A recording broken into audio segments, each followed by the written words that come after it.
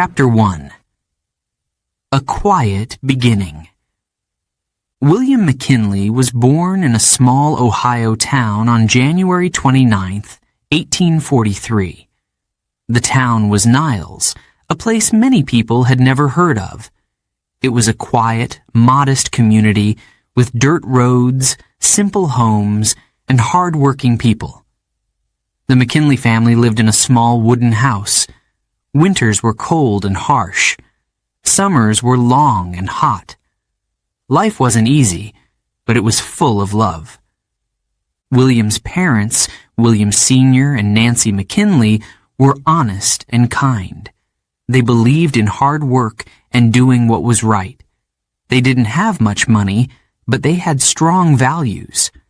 Nancy often said, "No matter how small you are, you can make a difference if your heart is big." Those words stayed with young William for the rest of his life. The McKinley home was always bustling. William was the 7th of 9 children. The older siblings helped the younger ones, and everyone had chores to do. William helped his father at the iron foundry, where heavy tools clanged and fires roared. The work was tough, but William never complained. He wanted to be helpful. He wanted to make his family proud. The McKinleys went to church every Sunday. Faith was an important part of their lives. In church, William learned about kindness, humility, and perseverance. The lessons filled him with hope and courage. He listened carefully to the sermons, often imagining himself doing something great one day. But what could a boy from a small town achieve? He didn't know. Yet. William loved school. His teachers noticed how curious he was. He asked questions and wanted to understand the world.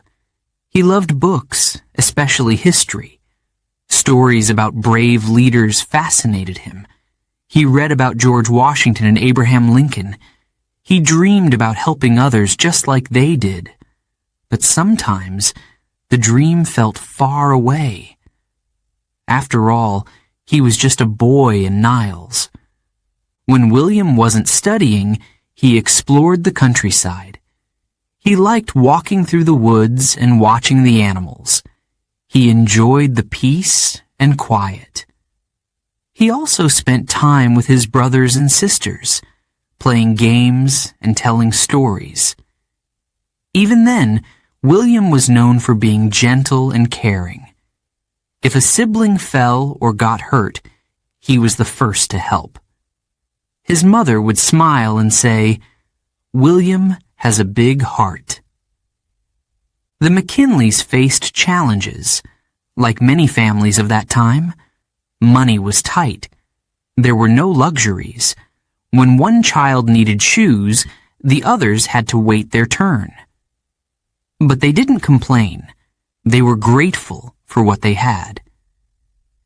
Nancy often reminded them, "Hard times teach us what's truly important: family, faith, and doing good." These lessons shaped William's character. One day, a neighbor came to visit. She brought a basket of apples to share.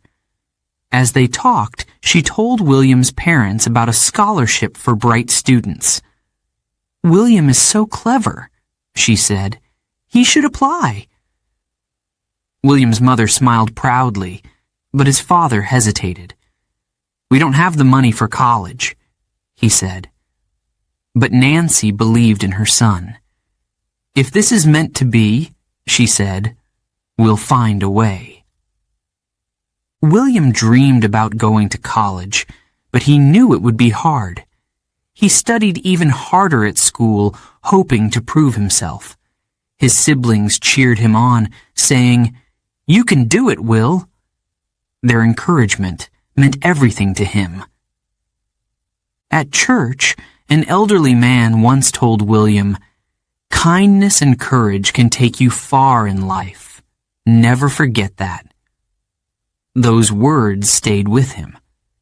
William often thought about how he could make the world better. He wanted to do more than just live a simple life in Niles. He wanted to make a difference. But how? In the evenings, after finishing his chores, William would sit by the fireplace with his books. The flickering flames lit up the room, casting shadows on the walls. His mother would sew or knit, while his father read the newspaper.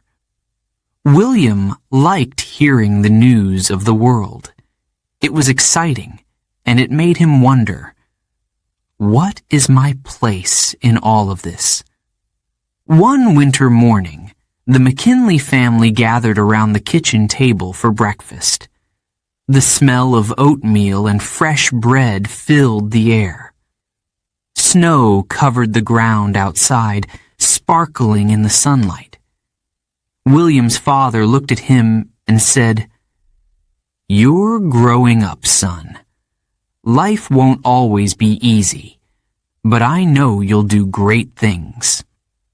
William's heart swelled with pride. He wanted to live up to his father's words. As he grew older, William started to think more about his future. Would he stay in Niles and work at the foundry like his father?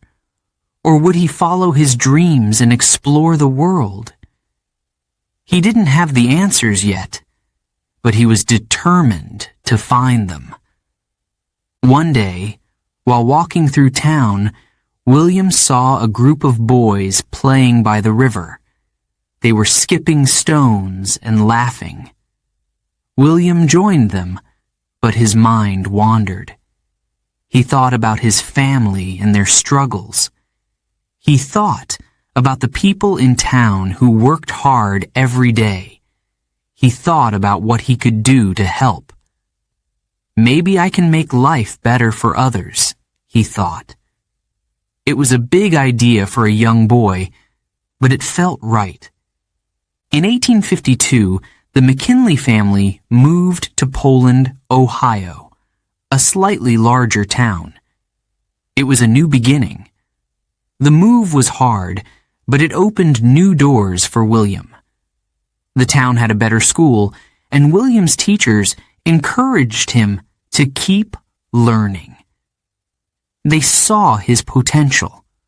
One teacher told him, "You can do anything if you work hard and believe in yourself." William took those words to heart.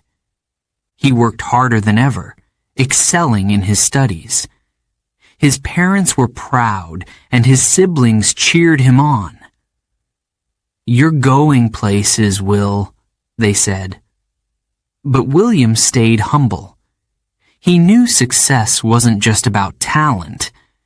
It was about effort, kindness, and doing what was right. As William sat on the porch one evening, he watched the sunset paint the sky in shades of orange and pink. He felt a deep sense of peace. But he also felt a spark of ambition. The world was big, and he wanted to see it. He wanted to make his mark.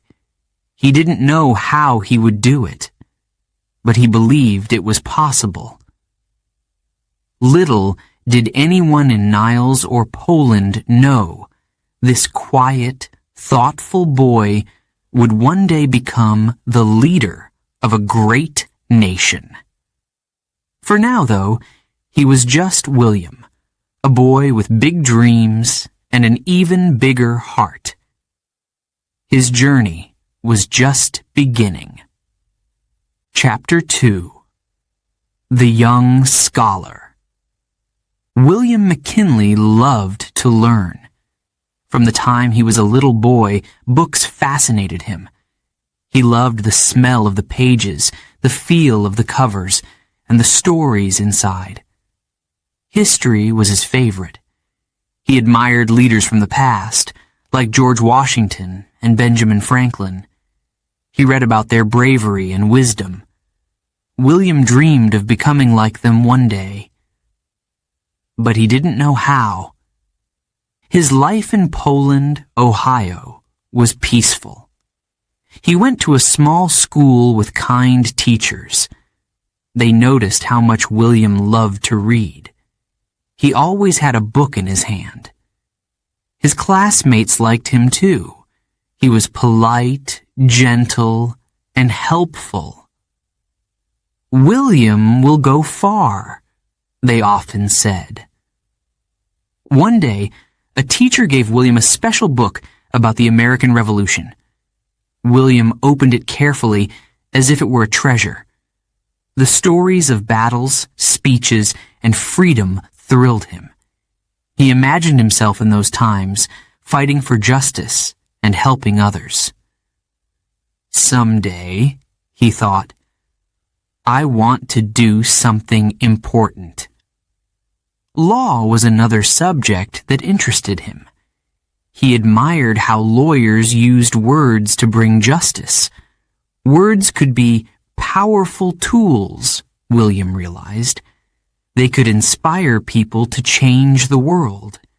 He wanted to learn how to use words wisely, just like the great leaders he read about. But life wasn't all about books. William also enjoyed spending time with his family. They often sat together after dinner, talking about the day. His father shared stories about working in the iron foundry. His mother spoke of the importance of faith and kindness. Always treat people with respect, she told William.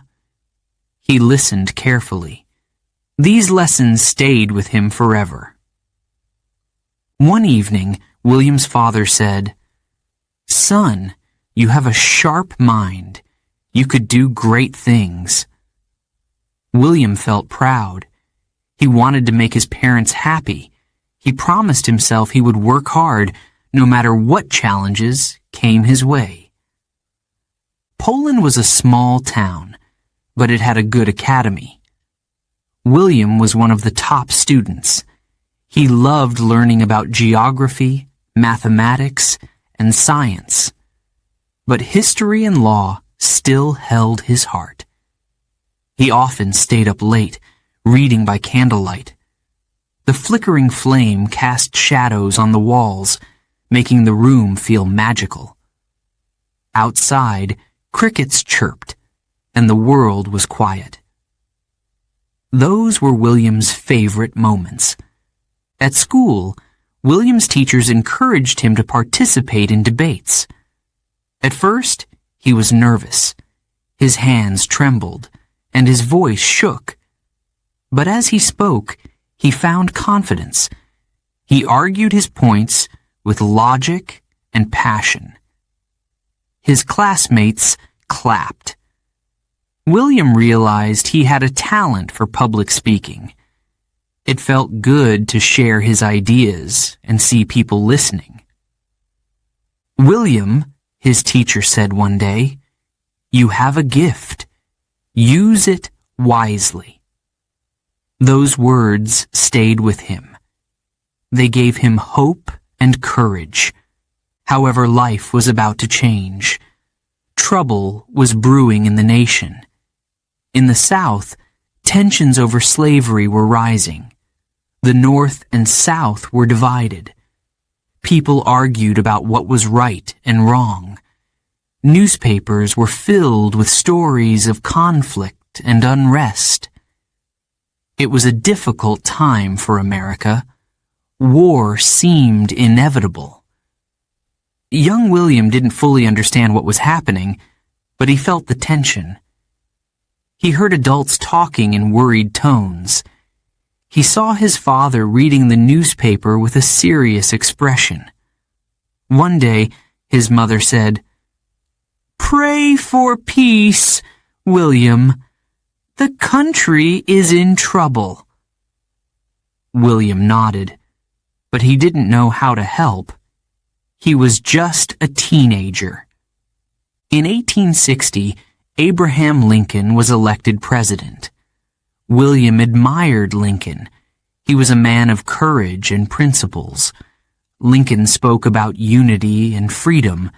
William listened to his speeches and felt inspired. But Lincoln's election angered the South.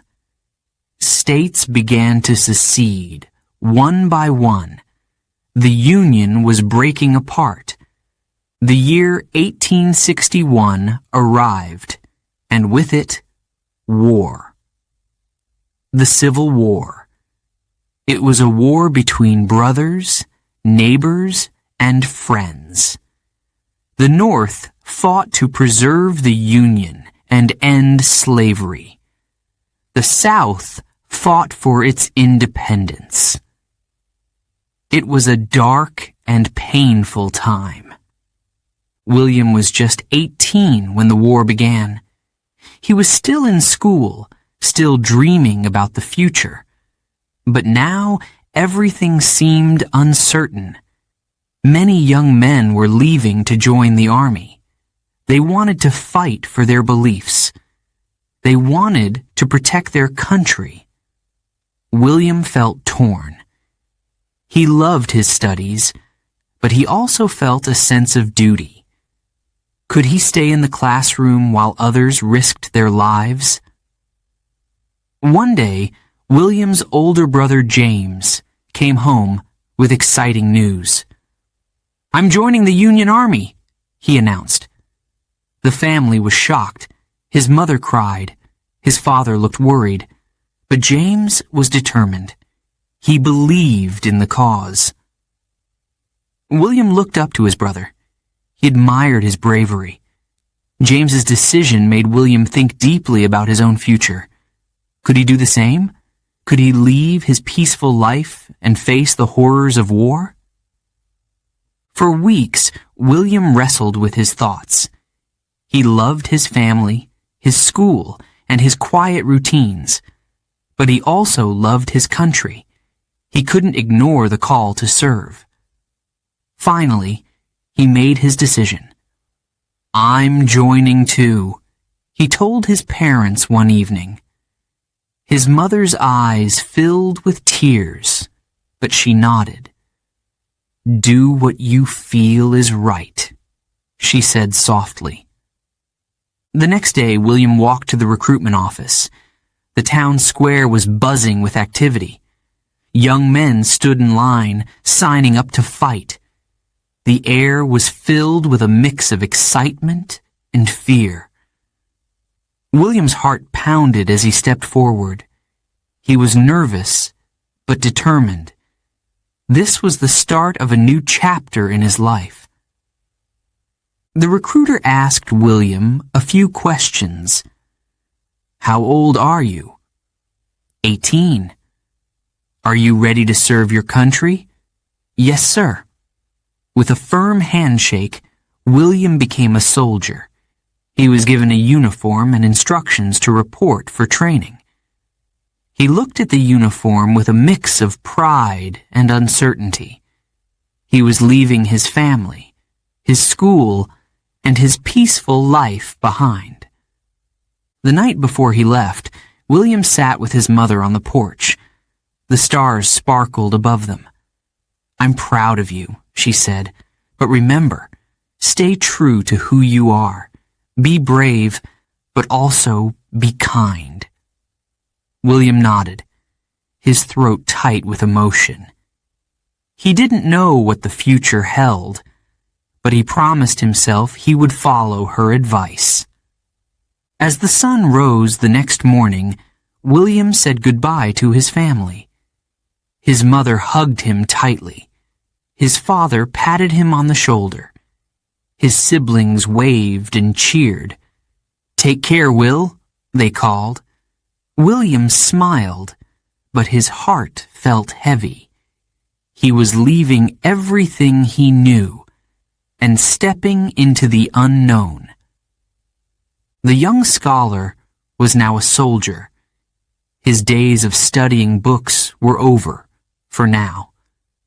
Ahead of him lay the challenges of war. He didn't know how long it would last or what it would cost, but he was ready to face it. William McKinley's journey was just beginning. Chapter 3. A Soldier's Courage. The Civil War had begun. It was 1861, and the United States was divided. The North and South were at war. Families were torn apart. Friends became enemies. Young men left their homes to fight. Among them was William McKinley, just 18 years old. William joined the Union Army to defend the United States. He wanted to help keep the country together. But war was a new and frightening experience. He had never held a rifle. He had never faced danger. He was just a boy from Ohio. How would he handle the challenges ahead? At first, William's duties were simple. He wasn't a soldier on the battlefield. He worked behind the scenes. He cooked meals for the troops and carried supplies. His job was to make sure the soldiers were fed and ready to fight. It wasn't glamorous work, but it was important.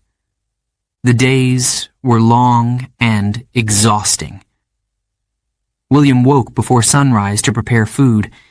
He worked over hot fires, stirring pots of soup and baking bread. The soldiers depended on him. Even though the work was hard, William never complained. He believed every job, big or small, mattered in the war effort. One chilly morning, William was carrying supplies to the front lines. He could hear the distant sound of gunfire. It sent shivers down his spine. The war felt far away when he was cooking, but now it was real. The soldiers he saw were dirty and tired. Some were wounded. William's heart ached for them. He wanted to do more to help. He started delivering hot coffee to soldiers in the trenches. They were cold and hungry, and the coffee lifted their spirits. "Thank you, McKinley," they would say. He always smiled and replied, "Just doing my part." His kindness didn't go unnoticed. The men began to respect him, even though he was just a private. One day, the Army faced a fierce battle in West Virginia. The fighting was intense. Cannons roared and smoke filled the air. William stayed back with the supplies, waiting for orders. Suddenly, he saw a group of soldiers retreating. They looked panicked and confused.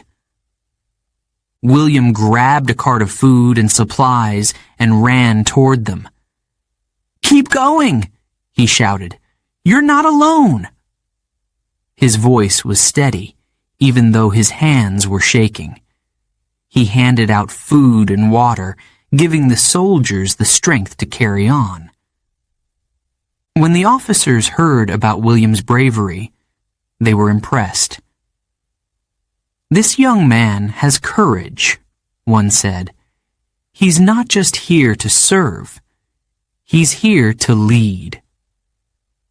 William's confidence grew. He started taking on more responsibilities. He didn't wait for orders.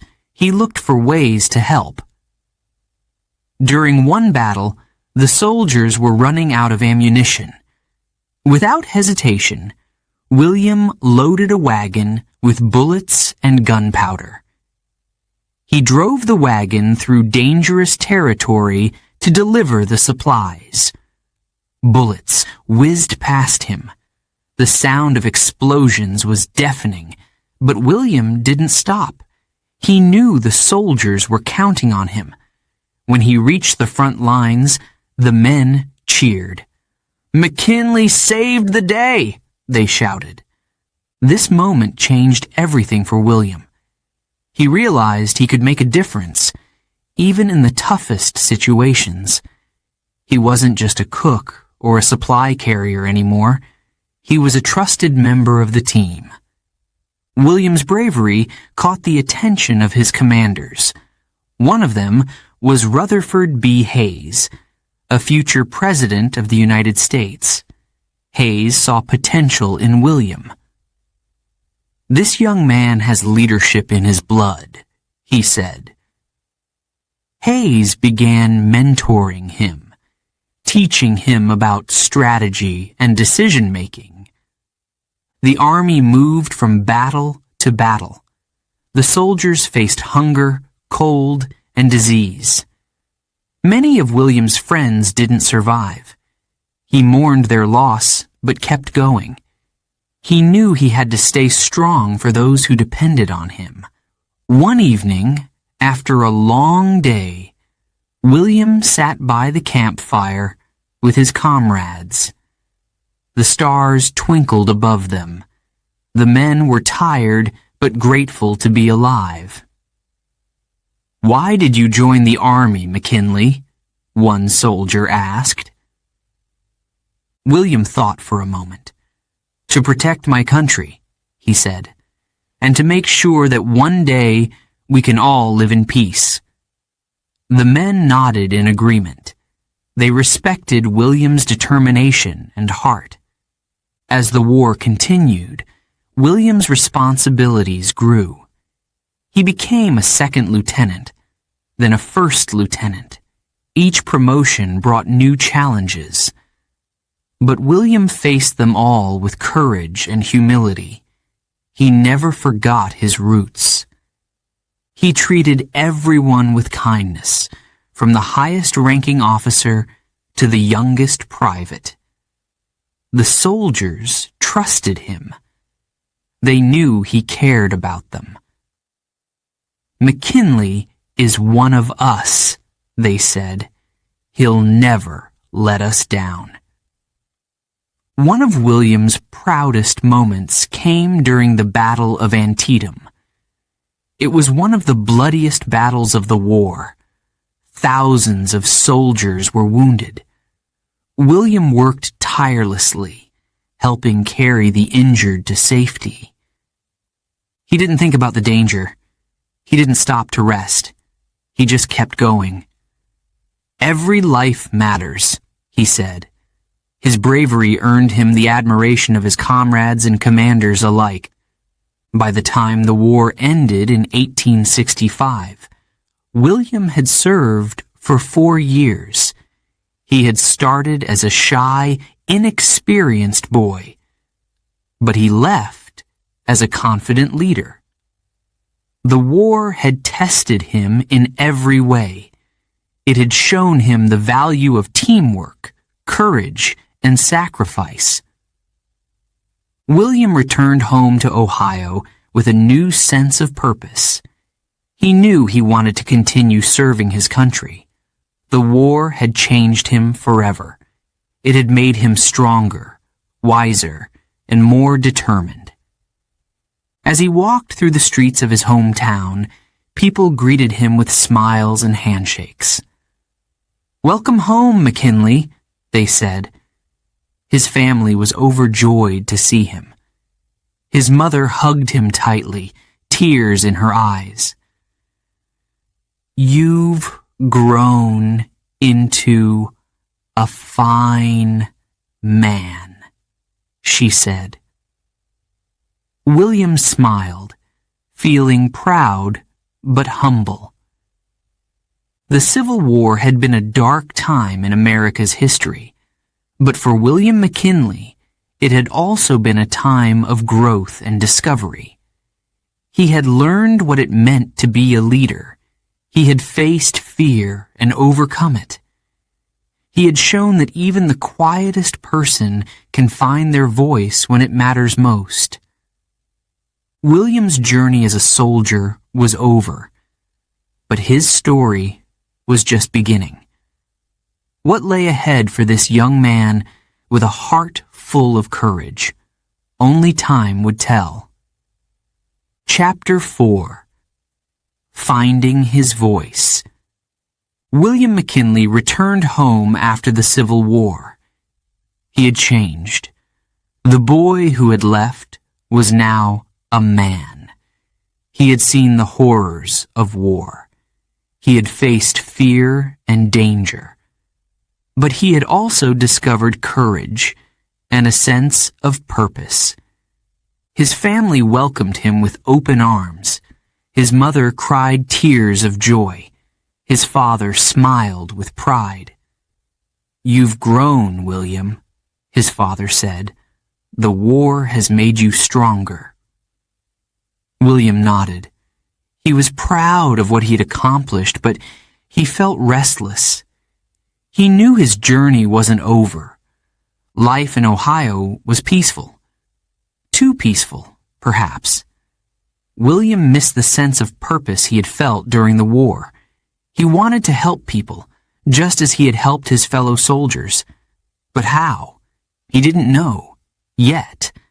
One day, a family friend visited the McKinley home. Over dinner, he spoke about the need for good leaders. "Our country is rebuilding," he said. "We need men with strong values to guide us." William listened carefully. His heart stirred. Could he be one of those men? William decided to go to law school. He believed the law was a powerful way to make a difference. Lawyers could fight for justice. They could help people in need. It was hard work, but William was determined. He moved to Albany, New York, to study. The city was big and noisy. It was nothing like the quiet towns of Niles or Poland. At first, William felt out of place, but he focused on his studies. He read thick books about laws and cases. He spent hours in the library taking notes. After graduating, William returned to Ohio and started working as a lawyer. His first office was small and simple. He didn't have many clients at first. But when people met William, they saw something special. He was kind, honest, and hard-working. They trusted him. One of his first cases involved a farmer who had been cheated by a landowner. William fought hard for the farmer. He spent hours preparing his arguments.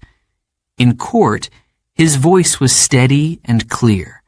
The jury ruled in favor of the farmer. The man shook William's hand with tears in his eyes.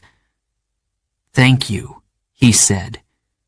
"You've changed my life." Moments like this inspired William. He realized he could use his skills to help others, but he wanted to do more. He wanted to serve not just one person, but his whole community.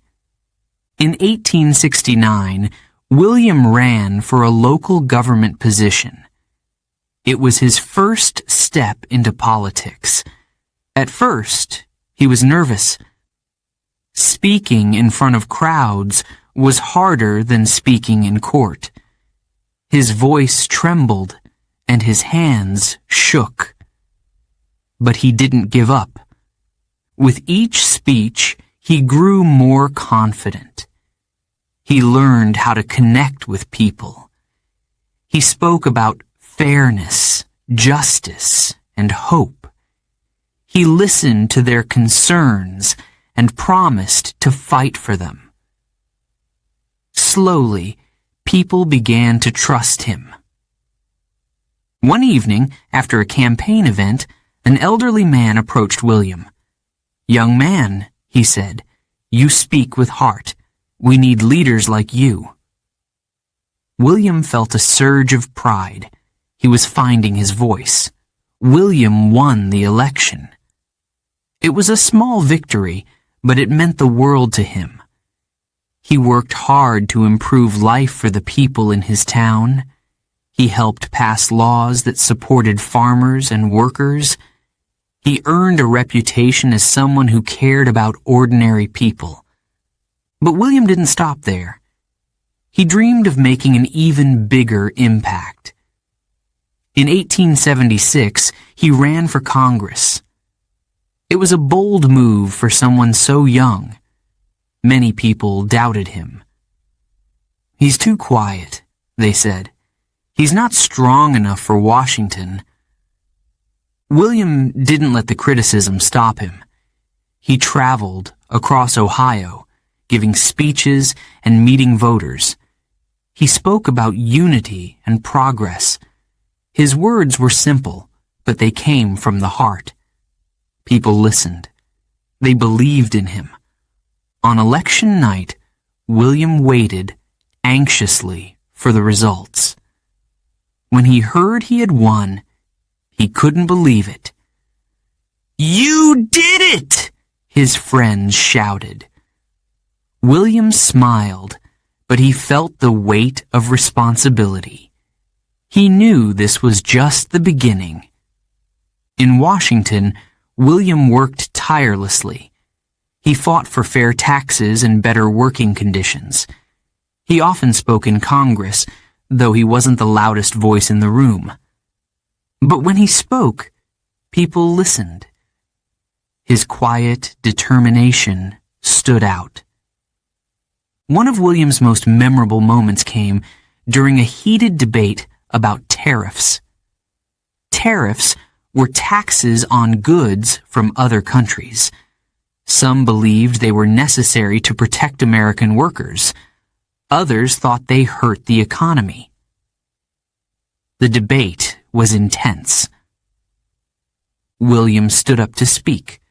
The room fell silent. He explained his position with logic and passion. He spoke about the struggles of factory workers and farmers. "We must protect the people who build this nation," he said. When he finished, there was applause. Even his opponents admired his courage. As the years passed, William became one of the most respected members of Congress. He never shouted or argued. Instead, he listened, learned, and spoke with conviction. His colleagues called him the gentleman from Ohio. Despite his success, William remained humble.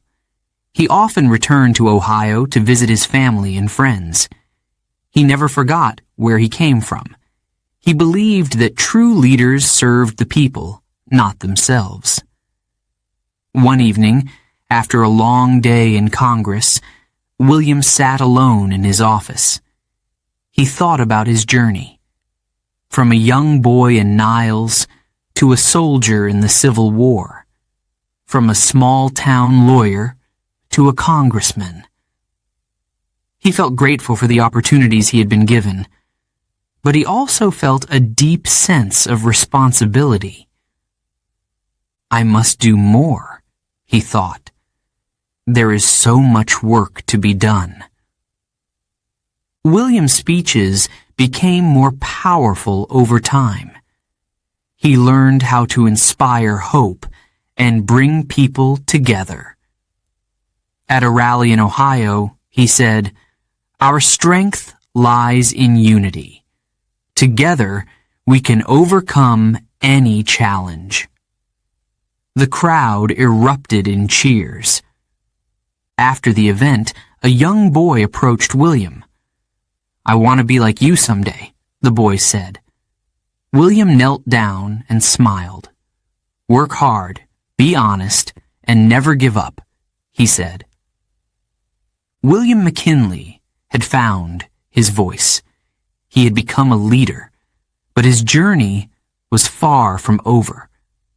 Ahead of him lay even greater challenges and even greater opportunities. What would the future hold for this quiet, determined man from Ohio? Only time would tell. Chapter 5. The Congressman Who Cared.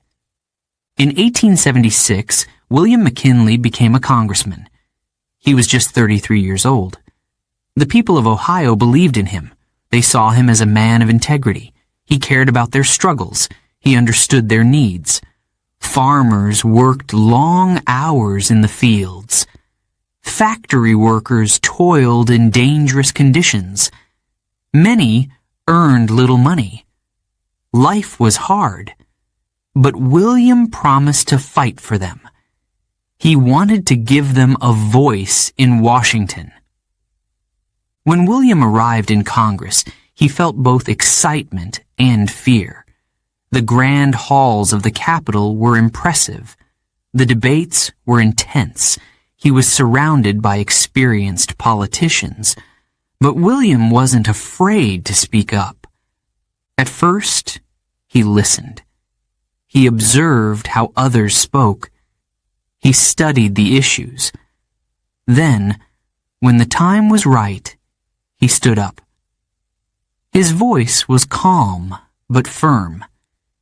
He spoke about fairness and justice. His words were simple but powerful. People began to notice him.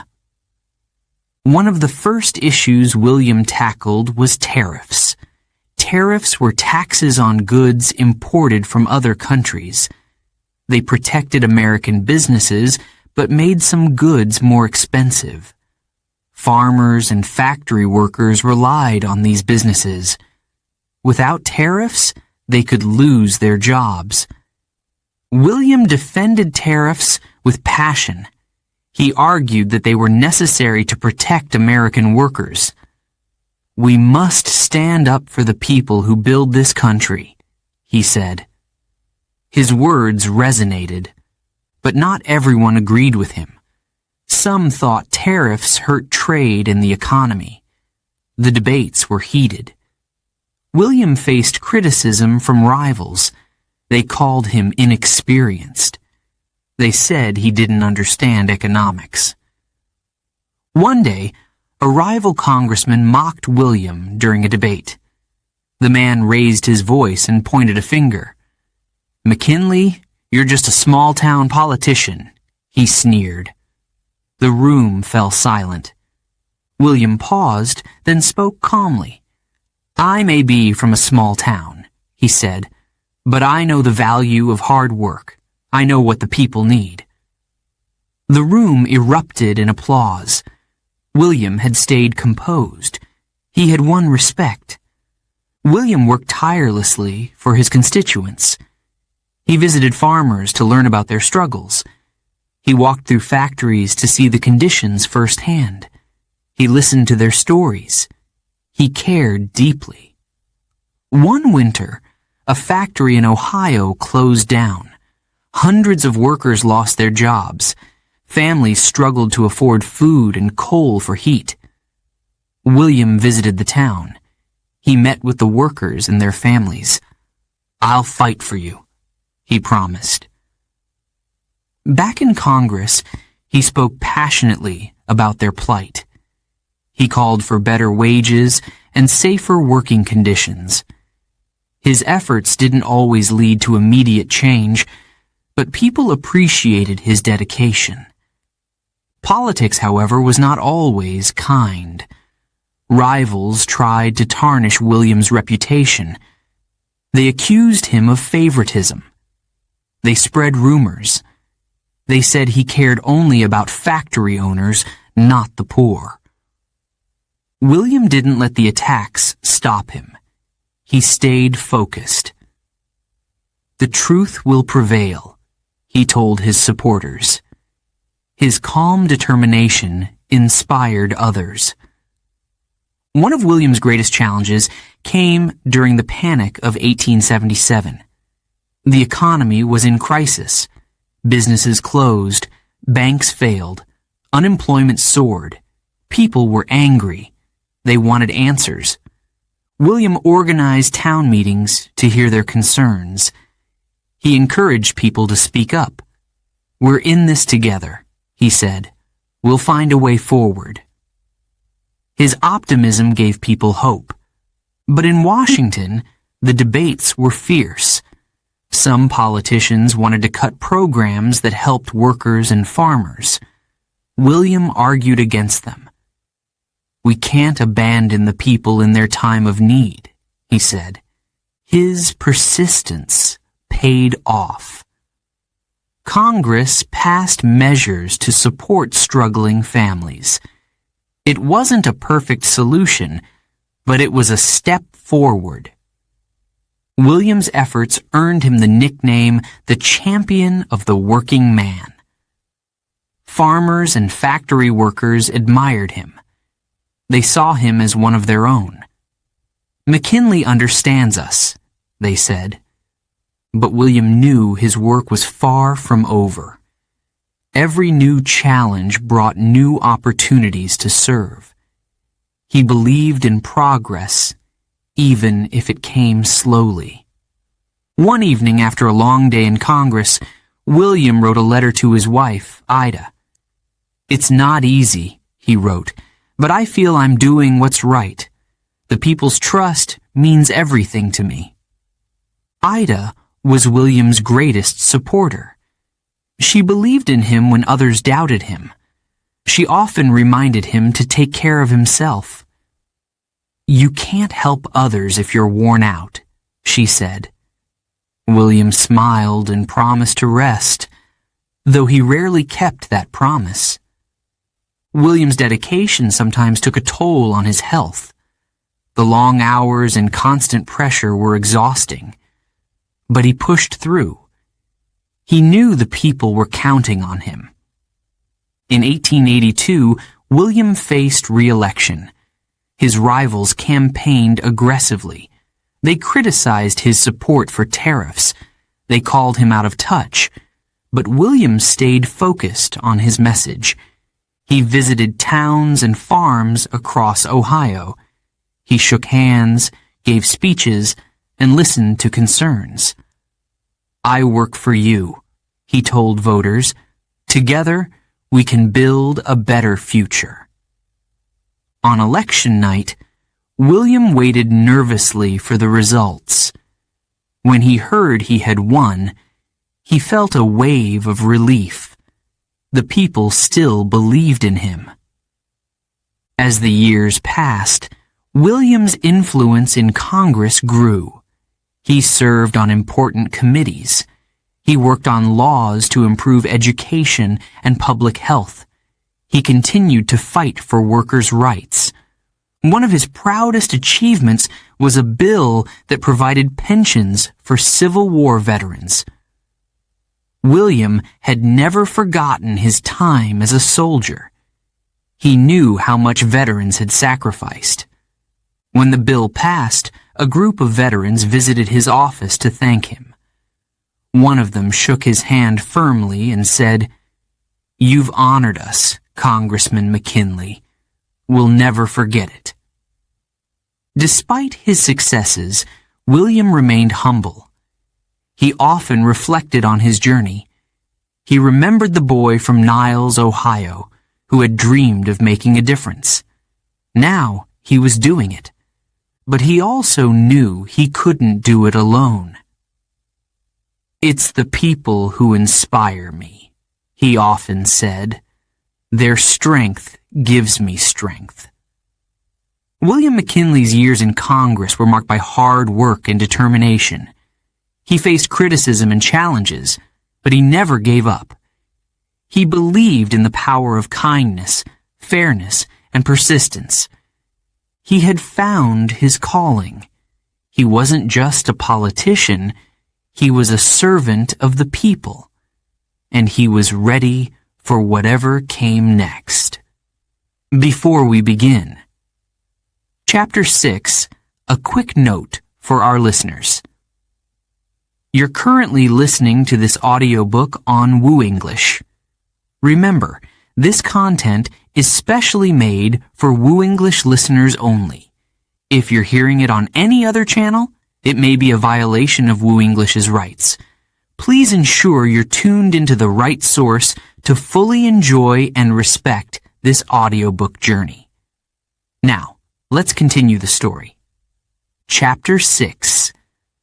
A Governor with a Plan. In 1891, William McKinley became the governor of Ohio. It was a proud moment. His journey from a small-town boy to a leader of his state had been long and full of challenges. As he stood before a cheering crowd on the day of his inauguration, William smiled. "The people deserve a better life," he said. "I will do my best to serve you all." The people believed him. They trusted his honesty and strength. But being a governor would not be easy. Ohio faced many problems. Workers struggled with low wages. Farmers faced rising debts. Business owners wanted fewer taxes. It seemed impossible to make everyone happy. William had a vision. He believed in fairness for everyone, rich and poor alike. "A strong state is built on strong people," he often said. He wanted to improve schools, protect workers, and help businesses grow. But how could he do it all? One of his first challenges as governor was dealing with strikes. In the 1890s, workers were fighting for better pay and conditions. Factory owners refused to listen. Workers stopped working and protested in the streets. The strikes sometimes turned violent.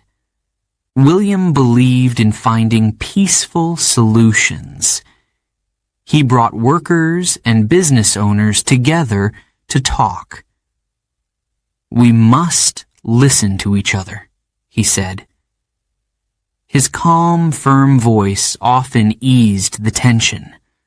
Though the problems didn't disappear, people appreciated his efforts. William also focused on education. He believed that schools were the key to a better future. "Every child deserves the chance to learn," he said. He pushed for laws to build more schools and hire better teachers.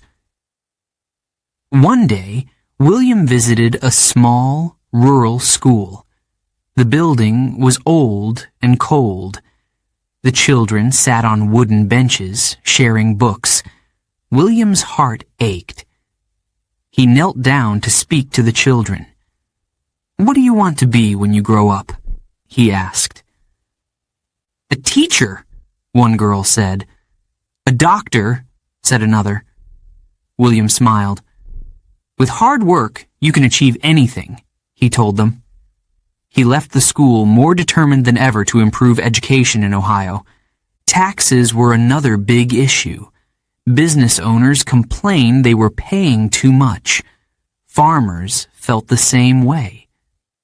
William knew he had to be careful. Raising taxes could anger the rich.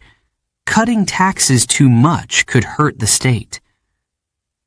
He worked with lawmakers to find a balance. He made sure schools and public services had enough funding. At the same time, he helped businesses grow by lowering certain taxes.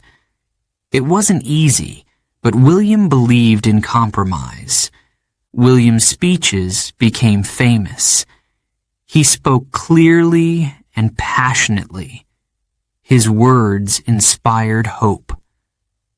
"Ohio is strong," he said at one rally. "But together, we can make it even stronger." Crowds cheered. People left his speeches feeling optimistic about the future. One evening, after a long day of meetings, William returned home. His wife, Ida, was waiting for him. She had prepared his favorite meal. "You work so hard," she said gently. William smiled. "I do it for the people," he replied. But even he knew he couldn't solve every problem. One of William's biggest challenges came during an economic crisis in 1893. Businesses closed. Banks failed. Thousands of people lost their jobs. The streets were filled with desperate families. They looked to their governor for help. William acted quickly. He worked with charities to provide food and shelter for those in need. he pushed for public works projects, like building roads and bridges. These projects created jobs. Though the crisis was difficult, William's leadership gave people hope. Not everyone supported William's ideas. His political opponents criticized him. They said he was trying to do too much. They accused him of favoring certain groups. Some even questioned his honesty. But William stayed focused. He didn't let the negativity distract him. "My job is to serve the people," he said, "not to win everyone's approval." His calm, steady approach earned him respect, even from his critics. One of William's proudest moments as governor came during the celebration of Ohio's 100th anniversary. The state organized a large event in Columbus. People from all over Ohio attended. There were parades, speeches, and fireworks. William gave a speech that day. He spoke about Ohio's history, its struggles, and its successes. "This state has always been strong," he said, "and it will remain strong because of its people." The crowd erupted in applause. Despite his busy schedule, William never forgot his roots. He often visited his hometown of Niles. He enjoyed walking through the streets, greeting old friends. "You haven't changed, William," one neighbor said during a visit. William laughed. "Neither has Niles," he replied. These visits reminded him why he worked so hard. He wanted to make life better for people like those in his hometown. He wanted every child to have the opportunities he had been given. William's time as governor wasn't perfect. Not every plan worked. Not every law passed, but he never stopped trying. His determination inspired others. In 1893, a journalist interviewed William about his goals. "What motivates you?" she asked. William thought for a moment. Then he said, "I believe in the people of Ohio. Their strength and courage inspire me. I simply want to serve them." By the end of his second term in 1895, William had become one of Ohio's most respected leaders. He had faced criticism and challenges, but he had never given up. He had worked tirelessly to improve the lives of Ohioans. On his last day as governor, William stood in his office, looking out the window. The streets below were bustling with life. He felt a deep sense of gratitude. "It's been an honor to serve," he said softly. William McKinley's time as governor prepared him for the challenges ahead. He had learned how to lead with fairness and strength. He had shown that even in difficult times, hope and hard work could bring change. What lay ahead for William McKinley? The answer would soon come. Chapter 7. The Road to the White House. The year was 1896. America was at a crossroads. The country was deeply divided. Cities were growing rapidly, but life in the countryside was difficult. Wealthy business owners prospered, but farmers and factory workers struggled. The gap between the rich and the poor seemed impossible to bridge. William McKinley watched all this with concern. He had spent years serving the people of Ohio. Now, he felt ready to serve the entire nation. He decided to run for president.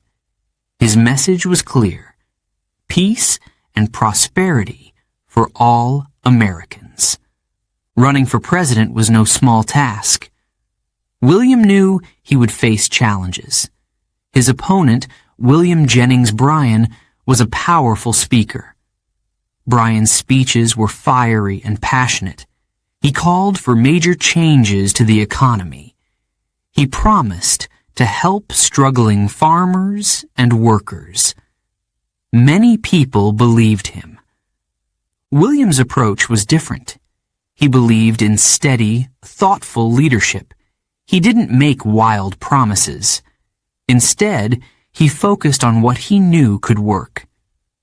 The people need hope, he said, but they also need stability. William's campaign was unique. Unlike other candidates, he didn't travel across the country giving speeches. Instead, he stayed in his hometown of Canton, Ohio. He called it the Front Porch Campaign. Supporters came to him. They traveled from all over the country to hear him speak. Crowds gathered in front of his house, cheering and waving flags. William stood on his porch, speaking calmly and confidently. "The future of America is bright," he said at one gathering, "but we must work together to achieve it." His words inspired hope. People left feeling encouraged. The Front Porch Campaign became famous. Newspapers wrote about it. People shared stories of their visits to Canton. It felt personal, almost like a conversation with a friend. One farmer who visited said, "McKinley speaks like he understands us. He's not shouting or making empty promises. He's real." William's wife, Ida, often watched these gatherings from a window. She was proud of her husband.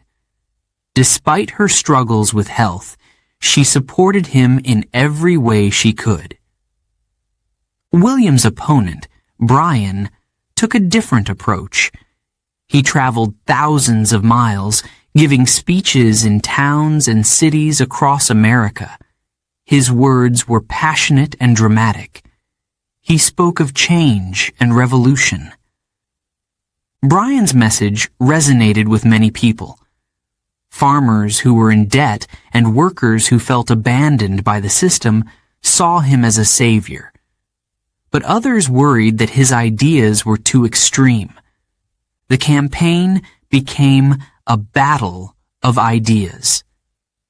William represented stability and progress. Bryan represented dramatic change. The country was divided. Newspapers and posters were filled with arguments for and against each candidate. One day, William met with a group of farmers on his porch. They were worried about losing their farms. William listened carefully. Then he said, "I promise to work for you. Together, we can build a better economy, one that helps everyone, not just the rich." His words brought tears to one farmer's eyes. "Thank you," the man said. "You give us hope." As the election drew closer, the tension grew. Both candidates worked tirelessly. Bryan gave more speeches. William wrote more letters and met with more visitors. One of William's key supporters was Mark Hanna, a wealthy businessman and political strategist. Hanna believed in William's vision. He helped organize the campaign and raised funds, but some criticized Hanna's involvement. They accused William of relying too much on big business. William defended himself. "I believe in fairness," he said. "Rich or poor, every voice matters." On election night, the nation held its breath. The results came in slowly. Crowds gathered outside newspaper offices, waiting for updates. In Canton, William and Ida stayed up late, listening to reports. Finally, the news arrived.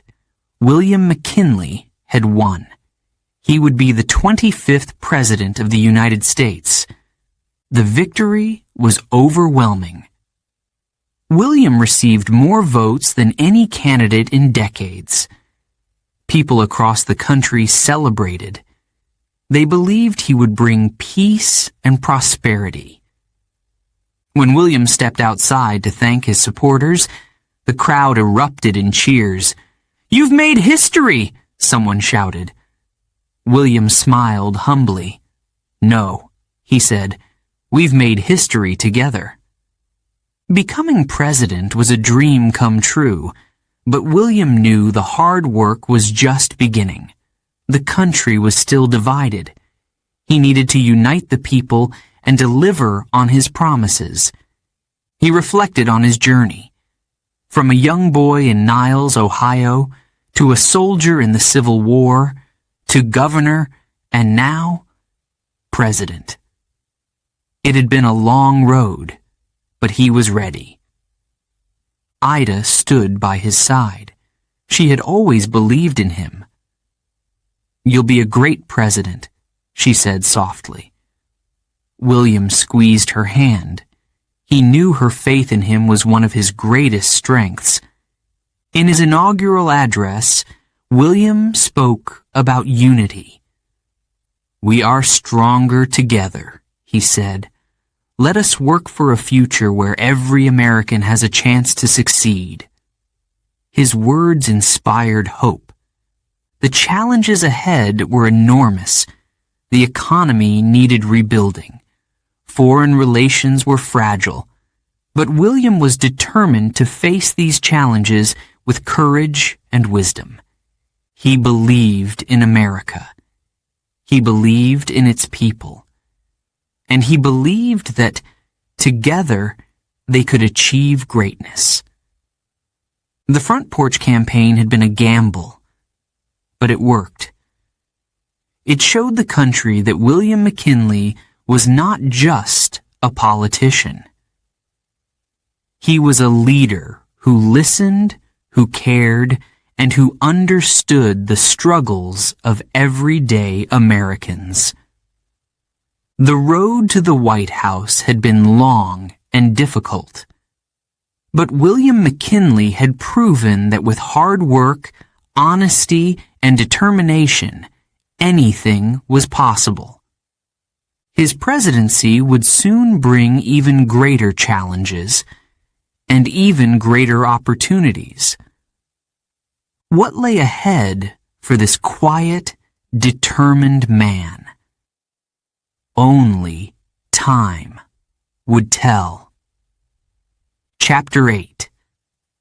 The President of Prosperity. In 1897, William McKinley took the oath of office. He was now the 25th President of the United States. The crowd cheered as he stood on the steps of the Capitol. His voice was steady as he spoke. "I promise to serve all Americans," he said. "Rich and poor, young and old. Together, we will build a brighter future." The country was ready for change. The economy had suffered in the years before McKinley's presidency. Factories had closed. Banks had failed. Many families had struggled to survive. But McKinley believed in the power of hope and hard work. His first goal was to fix the economy. He supported protective tariffs, taxes on goods from other countries. These tariffs made American products more competitive. Factories began reopening. Jobs returned. Workers felt a sense of pride again. One factory owner wrote to McKinley saying, "Because of your leadership, my workers are back on their feet. Thank you." McKinley read letters like this often. They reminded him of the people he served. The president also focused on modernizing the nation. He worked to improve railroads and other infrastructure. He wanted the United States to compete with the strongest nations in the world. "Our country is growing," he said. "We must be ready for the future." In Washington, McKinley's calm leadership won him respect. He was known for listening carefully and making thoughtful decisions. Even his opponents admired his ability to unite people.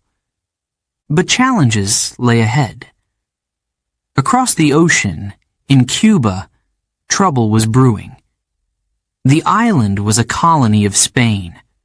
For years, Cuban rebels had been fighting for independence. The Spanish government responded harshly.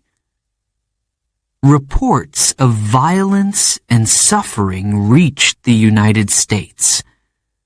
Americans were horrified. Newspapers published stories about the cruelty in Cuba. "We must help," some cried. Others warned against getting involved. McKinley was torn. He wanted to help the Cuban people, but he also wanted to avoid war. In February 1898, tragedy struck.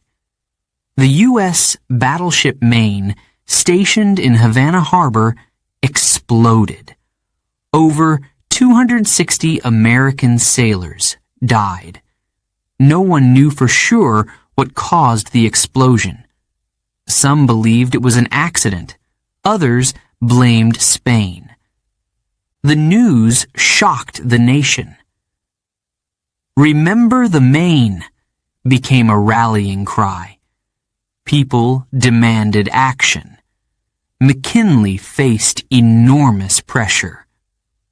"We must remain calm," he said. But he knew the situation was growing more dangerous by the day. In April 1898, McKinley asked Congress to declare war on Spain. He called it a war for peace. The goal was to help Cuba gain independence. Congress agreed. The Spanish-American War had begun. The war was short but intense. American forces fought in Cuba, Puerto Rico, and the Philippines. Soldiers and sailors faced harsh conditions, but they fought bravely. McKinley worked tirelessly to support the troops. He sent messages of encouragement and made sure they had the supplies they needed. One of the war's most famous battles was the Battle of San Juan Hill. Future President Theodore Roosevelt and his Rough Riders played a key role. Their bravery inspired the nation. By August 1898, the war was over. Spain surrendered. Cuba was free. Puerto Rico, Guam, and the Philippines became U.S. territories. The United States had emerged as a global power. McKinley's leadership during the war earned him widespread praise. But he didn't celebrate the victory for long. He knew the nation faced new challenges. How should the United States govern its new territories? How could the country balance its growing power with its principles of freedom and justice? McKinley believed in fairness. He wanted to ensure that the people in these territories were treated with respect. "We have a responsibility," he said. "We must use our power wisely." At home, McKinley continued to focus on the economy. He encouraged innovation and supported businesses. The country entered a period of growth and prosperity. People began to call him the President of Prosperity. One day, while visiting a factory, McKinley spoke to a group of workers. "Your hard work builds this nation," he said. "Together, we are creating a future full of opportunity." The workers cheered. They felt proud to have a president who understood their struggles. McKinley's popularity grew. He became a symbol of hope and stability. His calm, steady leadership reassured people during uncertain times. Even those who had doubted him began to admire his dedication. But McKinley remained humble. He often said, "I am here to serve, not to be served." He spent his evenings reading letters from citizens, always looking for ways to help. In 1900, McKinley ran for re-election. His opponent was again William Jennings Bryan. This time, Bryan's message focused on anti-imperialism. He argued that the United States should not control other countries. McKinley defended his policies. He believed the United States had a duty to lead responsibly. "We seek to lift others up," he said, "not to dominate them." His message resonated with voters. The election was a landslide. McKinley won a second term. His victory was a sign that the people trusted his leadership. As McKinley began his second term, the future looked bright. The economy was strong. The country was at peace. McKinley believed America's best days were still ahead. In one of his speeches, he said, "Our nation stands as a beacon of hope. Let us continue to work together for the good of all." His words inspired the nation. But even in times of prosperity, danger can strike. McKinley's leadership had guided the nation through war and economic hardship, yet unseen challenges lay ahead. Would he be ready? William McKinley had proven himself as a leader. He had brought peace, prosperity, and hope to America. But his story was not over. The next chapter of his life would test him in ways he could never have imagined. Chapter 9. War and Victory. The year was 1898. Tensions with Spain had reached a breaking point. For years, the Cuban people had fought for independence. They wanted freedom from Spanish rule. Reports of cruelty and violence shocked Americans. President William McKinley tried to keep the peace. He hoped to avoid war. But then, in February, disaster struck. The U.S. battleship Maine exploded in Havana Harbor. More than 260 sailors lost their lives. The cause of the explosion was unclear, but many blamed Spain. "Remember the Maine!" became a rallying cry. People demanded action. McKinley felt the pressure. He wanted to protect American honor. He also wanted to help Cuba. In April 1898, after careful thought, he asked Congress to declare war. His voice was steady but firm. "We must fight for peace," he said. Congress agreed. The Spanish-American War had begun. The war was short but intense. Battles were fought on land and sea. American troops headed to Cuba, Puerto Rico, and the Philippines. The soldiers faced heat, disease, and tough conditions. Supplies were limited. The enemy was strong. But McKinley worked hard to support the troops. In Washington, McKinley stayed up late into the night, reading reports from the front lines. He sent messages of encouragement to the generals. He ensured that food, weapons, and medicine were delivered to the soldiers. His calm leadership gave the country confidence. One of the first major victories came in the Philippines. In May, the U.S. Navy, led by Commodore George Dewey, defeated the Spanish fleet at Manila Bay. It was a stunning success. Not a single American ship was lost. When McKinley heard the news, he smiled with relief. "Our Navy has made us proud," he said. But he knew the war was far from over. There were still battles to fight in Cuba and Puerto Rico. In Cuba, the fighting was fierce. The heat was unbearable, and disease spread quickly. Yellow fever and malaria killed more soldiers than bullets. Despite the hardships, the troops showed courage. One of the most famous battles was the Battle of San Juan Hill. Future President Theodore Roosevelt and his Rough Riders led the charge.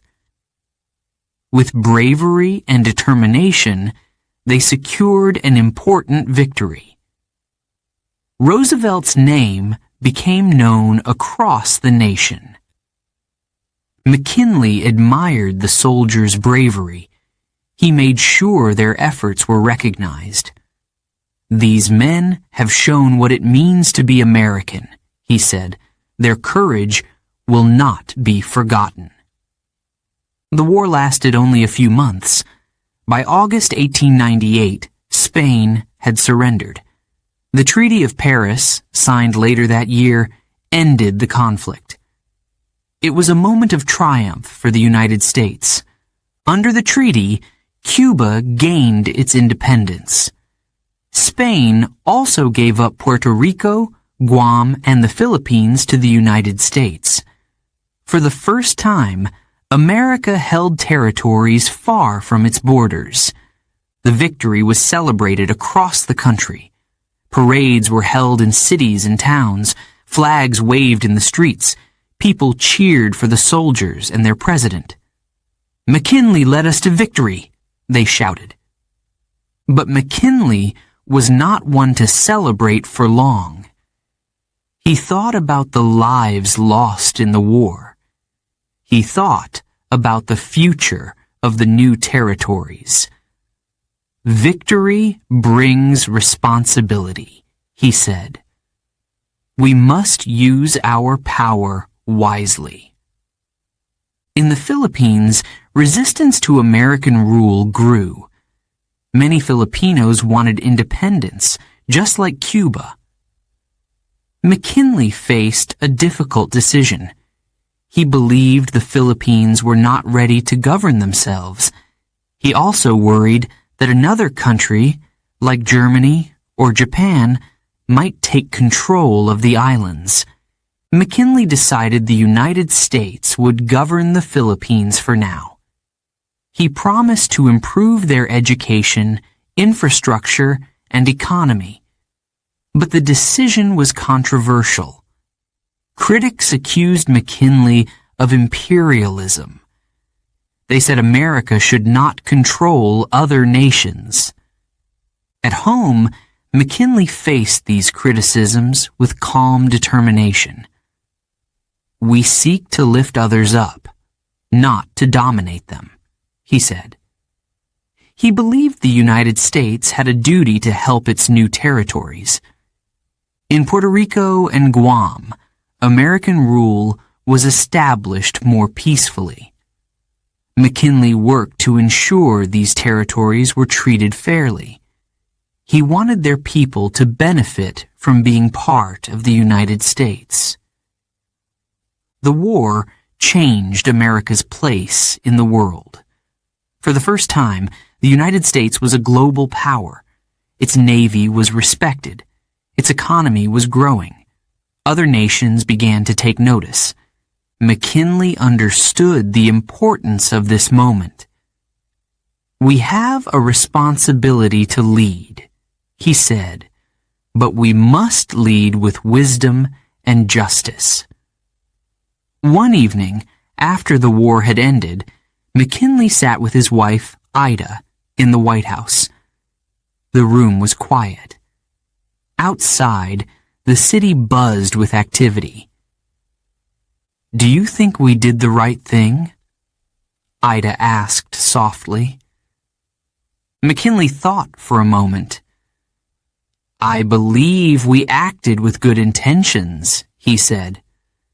"But history will judge us. All we can do is try to do what's right." Despite the challenges, McKinley remained focused on his goal, creating a better future for all Americans. He believed in progress, unity, and hope. The Spanish-American War was over, but its impact would be felt for years. It had tested McKinley's leadership. It had changed the nation, and it had set the stage for America's role in the world. For William McKinley, the victory was bittersweet. He had led the nation through war and brought peace, but he knew there was still much work to do. As he looked ahead, he felt a deep sense of responsibility. "The world is watching," he said. "We must not fail." The Spanish-American War marked a turning point in American history. It showed that the United States could stand among the world's great powers. Under McKinley's leadership, the nation had faced its challenges with courage and determination. But McKinley's story was far from over. Greater challenges and greater trials lay ahead. Chapter 10. Tragedy Strikes. The year was 1901. William McKinley was at the height of his presidency. The country was thriving. The economy was strong. People felt hopeful about the future. McKinley was loved by many. He was seen as a calm, steady leader. In September, McKinley traveled to Buffalo, New York. He was attending the Pan American Exposition, a grand event that celebrated progress and innovation. The exposition was filled with wonders, electric lights, new machinery, and exhibits from around the world. McKinley was excited to be there. On September 6th, McKinley gave a speech at the exposition. Thousands of people gathered to hear him. His words were full of hope. "The future is bright," he said. The crowd cheered. After the speech, McKinley went to the Temple of Music, a beautiful building on the exposition grounds. There, he planned to meet the public. He enjoyed shaking hands with citizens and hearing their stories. The line of people waiting to meet McKinley was long. Men, women, and children stood patiently, eager for a moment with their president. McKinley smiled warmly as he greeted each person. But among the crowd was a man with dark intentions. His name was Leon Czolgosz. He was an anarchist who believed that leaders like McKinley were enemies of the people. Hidden in his hand was a revolver, wrapped in a handkerchief. As Czolgosz approached, McKinley extended his hand. Before the president could speak, 2 gunshots rang out. The crowd froze. McKinley staggered backward, his face pale. Blood spread across his shirt. People screamed. Security officers tackled Czolgosz to the ground. "He's been shot," someone shouted. Chaos erupted in the room. McKinley was rushed to a nearby hospital. Doctors worked quickly to remove the bullet. But medical tools in 1901 were limited. The second bullet could not be found. The doctors did their best, but they worried about infection. News of the shooting spread quickly. People across the country were shocked. Crowds gathered outside the hospital, waiting for updates. Newspapers printed extra editions. Headlines read, "President McKinley shot." For 8 days, the nation prayed. Churches held special services. Families lit candles in their homes. People wept in the streets. Everyone hoped their beloved president would recover. At first, McKinley seemed to improve. He was awake and able to speak. His wife, Ida, stayed by his side. She held his hand and whispered words of comfort. "You're so strong," she told him.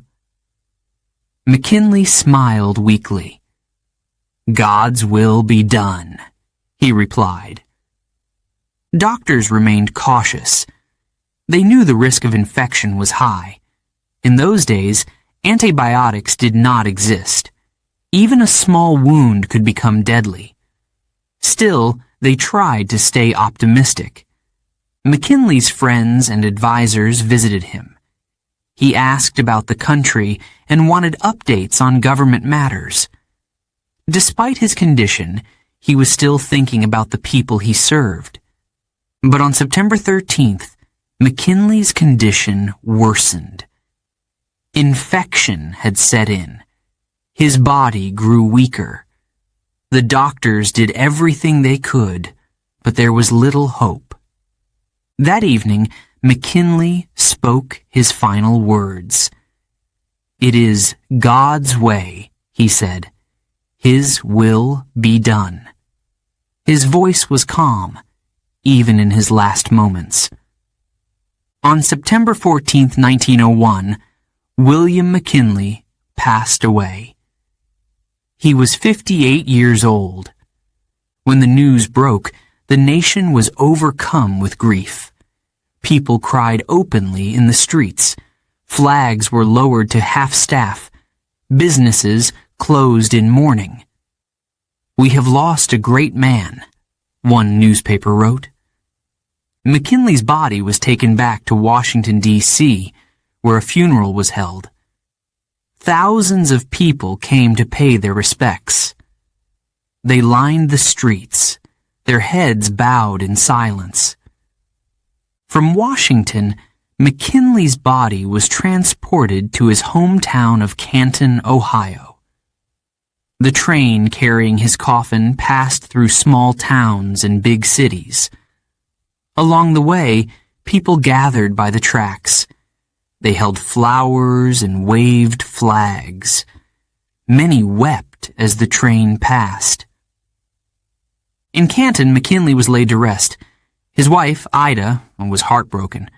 Friends and family comforted her as best they could. They reminded her of the love and respect the nation had for her husband. McKinley's assassination shocked the world. It raised questions about security for leaders and the dangers of political extremism. People wondered how such a tragedy could happen in a country that valued democracy and peace. But McKinley's legacy lived on. He was remembered as a president who cared deeply about the people.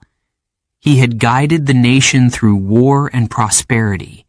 He had worked tirelessly to unite a divided country. In the months following McKinley's death, memorials were built in his honor. Schools, parks, and public buildings were named after him. His face appeared on coins and stamps. He was not forgotten. One of his closest friends said, "McKinley's life was a testament to kindness, courage, and duty. He served his country with all his heart." The tragedy of William McKinley's death reminded the nation of the fragility of life. But it also inspired people to continue his work. His belief in fairness, unity, and progress became a guiding light for future leaders. As the years passed, McKinley's legacy endured. He was remembered not just for what he accomplished, but for the way he led, with dignity, humility, and grace. The story of William McKinley is one of triumph and tragedy. From his humble beginnings to his rise as president, he showed that true leadership comes from the heart. Even in the face of adversity, he remained a symbol of hope and strength. Though his life was cut short, his impact on the nation was lasting, and his memory lives on, reminding us of the power of perseverance and the importance of serving others. Chapter 11. A Nation Mourns. On September 14, 1901, President William McKinley passed away. The news spread quickly. Across the nation, people wept. Many couldn't believe it. Their beloved leader was gone. McKinley's final words echoed in their hearts. "It is God's way. His will be done." These words showed his faith and acceptance, even in his final moments. They gave comfort to some, but the pain of loss was deep. In Washington, D.C., flags flew at half-staff. Government buildings were silent. The streets felt empty. People gathered in churches to pray and remember the president. Ministers spoke of McKinley's kindness and strength. He was a leader who cared for all, one said. Businesses closed their doors. Schools held special ceremonies. In small towns and big cities, Americans paused their daily lives to honor the president.